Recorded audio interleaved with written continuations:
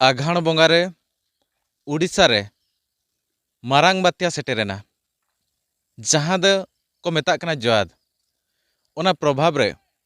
ओडिशा रनांग किछि जिला साउते मयूरभंज रे जिला हो प्रभाव पड़ावकना।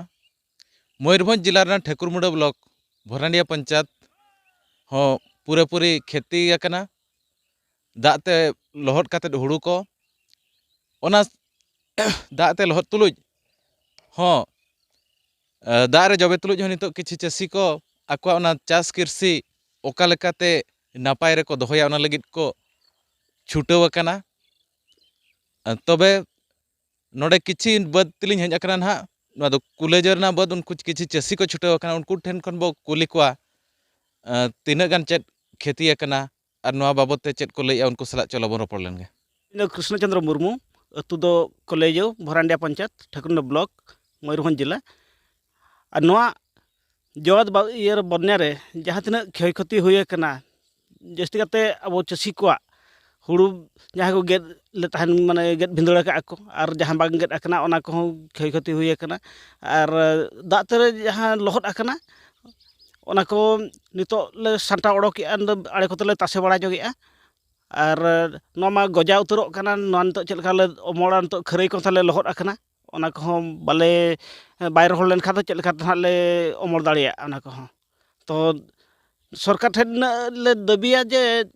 नोरा क्षतिपूरण को किछि नंग सहानुति एमा लेखान दो नापाय नंग।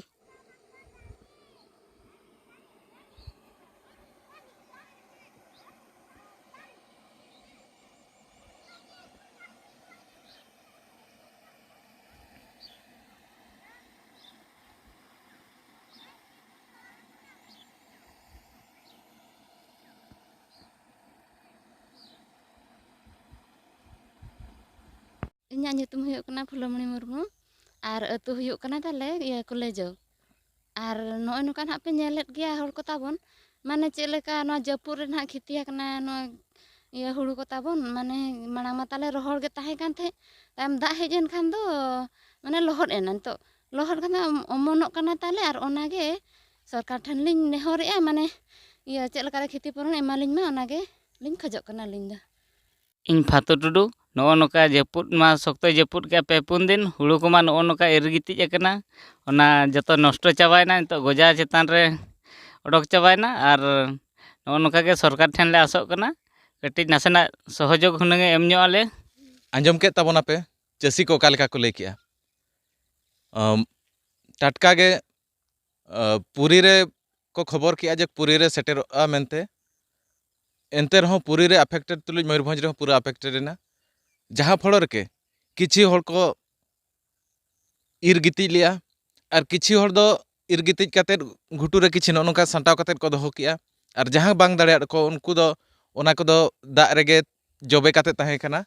नितो पे नेलेट को ताहेन गे ओना दा खन वारोड काते घुटू रे को तासेया और सितुंग हन नोका पुपुल हुट गया सितुंग केटे लेन खान ओना को रोहड़ लेन खान ओड़ा ते इदी काते खरय होना किछि दिन हो ओदा ताहेन कना ओनाते संगे संग हो बाको माडा दाड़िया चासी को अड़ी मुहिम रे मेना को नितो हुड़ू को ताको अमनोक कना नोआ को अड़ी उसरा सरकार दृष्टि आकर्षण लेखान नुकु चासी को किछि गड़ो सर एमा को खाना पायोआ। तेहेन नोआ बथटंडी खन बसंत सोरेन आदिम न्यूज।